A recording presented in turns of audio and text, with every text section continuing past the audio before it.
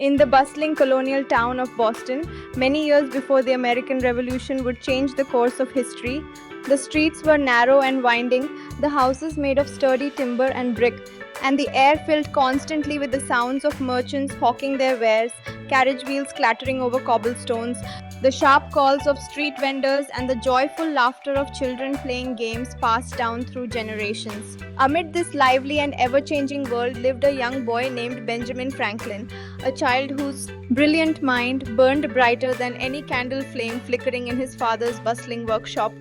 Benjamin was not content merely to see the world pass by his window. He wanted deeply to understand it, to grasp the invisible rules that governed everything around him.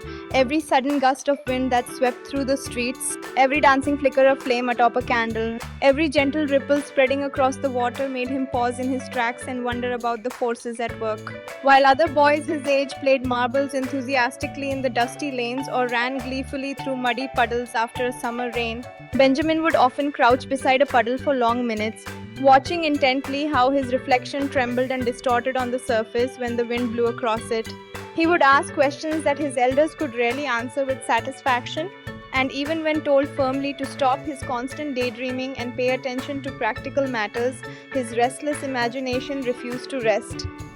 His father, Josiah Franklin, was a hard-working craftsman who spent long, exhausting hours making candles and soap to support his large family. Though he was a practical man focused on the daily needs of survival, he secretly admired the quiet spark of genius that flickered in his youngest son's eyes. The Franklin household was a noisy, crowded one, with many brothers and sisters jostling for space and crowding around the long wooden table at mealtime, talking over one another and sharing stories of their day. But Benjamin often managed to escape into small, quiet corners of the house, where he would spend hours sketching curious designs, tinkering with small mechanical devices, and imagining solutions to problems no one else seemed to notice. Each morning, as the sun rose over the harbor, Benjamin walked down the street to a small schoolhouse, a simple wooden building that smelled perpetually of chalk dust, wood smoke, and the sharp tang of ink. The school's single room was filled with long, uncomfortable benches where boys sat pressed shoulder to shoulder, dutifully copying lessons from the blackboard in their careful handwriting. A small iron stove stood in one corner of the room, its thin metal pipe reaching up through the low ceiling, meant to keep the brutal winter cold at bay and make learning possible during the harshest months. But the winters in Boston were particularly harsh and biting, unlike anything found in milder climates. The fierce wind howled relentlessly through tiny cracks in the walls, sneaking in like invisible fingers that pinched exposed skin and froze young hands. The stove, though faithfully lit each morning by the schoolmaster with carefully arranged kindling, barely managed to warm those few fortunate students seated close to it. The children relegated to the back of the room rubbed their hands together vigorously and blew warm breath on their numb fingers, struggling mightily to keep their pens steady as they attempted to write their lessons. The frigid air stung their rosy cheeks, and their small toes ached constantly from the penetrating chill that seemed to seep up through the floorboards. Benjamin, sitting near the frost-covered window one particularly cold morning, felt his teeth chatter uncontrollably as he tried desperately to focus on the arithmetic lesson written on the board. The weak light from the grey winter sky fell across his ink-stained fingers, and he found himself distracted, watching as a faint curl of smoke rose steadily from the small stove in the corner. He noticed with growing fascination how the warm air seemed to rise quickly and vanish uselessly near the ceiling, while the heavy cold air stayed stubbornly low and settled around them like an unwelcome blanket. The observation made him think deeply about the nature of heat and air. All that precious warmth was being completely wasted escaping thoughtlessly up the chimney instead of filling the room where it was desperately needed. There simply had to be a better, more efficient way to capture and distribute that heat. That single thought followed him persistently all through the long day, even as he walked slowly home through the narrow, snow-dusted streets. His shoes crunching on the fresh powder, he could not let the puzzle go. His mind turned it over and over, examining the problem from every angle. When he finally reached his house, he hurried immediately to the small corner workshop where his father kept an assortment of tools and scraps of material. He gathered together pieces of scrap iron, bits of dried clay, several broken bricks, and anything else that might prove useful. With careful, determined hands and a deeply furrowed brow showing his intense concentration, he began to build his solution. Night after night, while his large family rested peacefully in their beds, Benjamin worked tirelessly by the dim, wavering glow of a single candle. His small but capable fingers shaped metal and clay with growing skill, constantly testing different ideas, changing and refining his designs, carefully watching how air and smoke moved through the tiny passages he painstakingly created. He burned his fingers more than once on hot metal, coughed roughly from inhaling smoke, and yet, with every failed attempt, he learned something valuable and new about heat, airflow, and the properties of materials.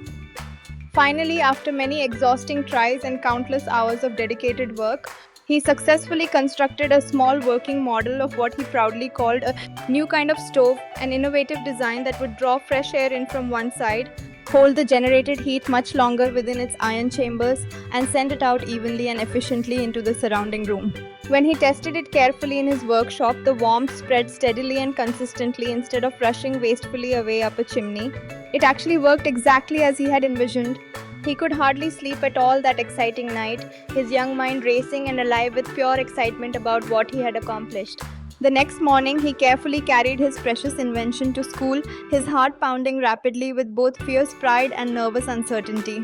Would anyone believe that he, a mere child, had solved this problem? His curious classmates crowded eagerly around as he showed them the little stove, patiently explaining in detail how it trapped heat efficiently and shared it evenly across the entire room. Some boys laughed dismissively, thinking it a toy. Some watched with genuine curiosity. Even the stern teacher, Master Brown, looked distinctly doubtful and skeptical. What could a mere boy possibly know about the complex science of heating or the skilled craft of ironwork? But Benjamin's bright eyes gleamed with quiet, unshakable confidence. He believed completely in what he had made because he understood the principles behind it. Master Brown, impressed despite his doubts by the boy's conviction, finally agreed somewhat reluctantly to let him test it properly.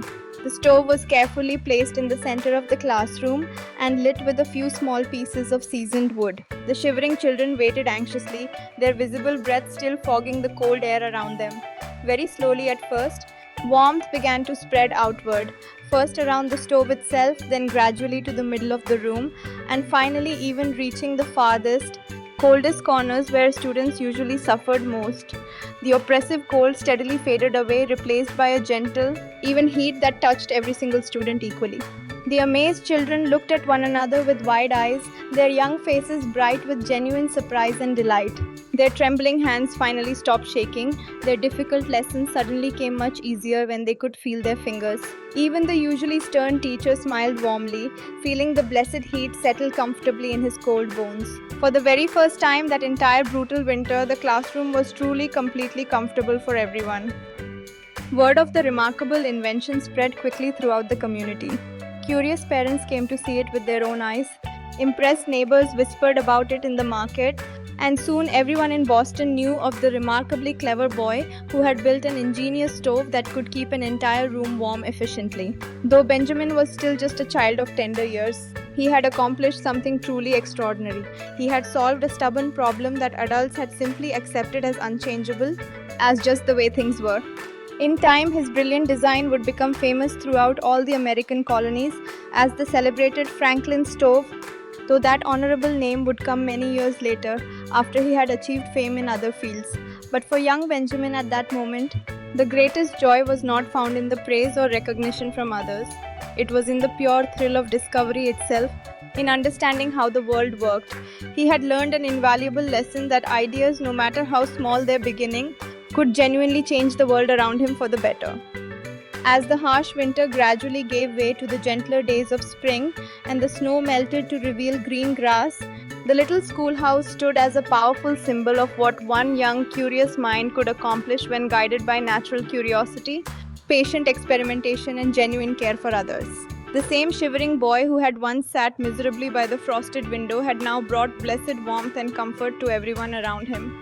And though Benjamin Franklin would eventually grow up to become one of the greatest minds in all of American history, a skilled printer, a gifted writer, a wise statesman, a clever diplomat, and a brilliant inventor whose contributions shaped a nation, he would always remember fondly that first small but significant victory, the memorable day when his active imagination turned cold air into lasting comfort and proved conclusively that knowledge and innovation were not just reserved for the wise or the old, but were available to anyone brave enough to wonder why things were the way they were and bold enough to ask how they might be improved.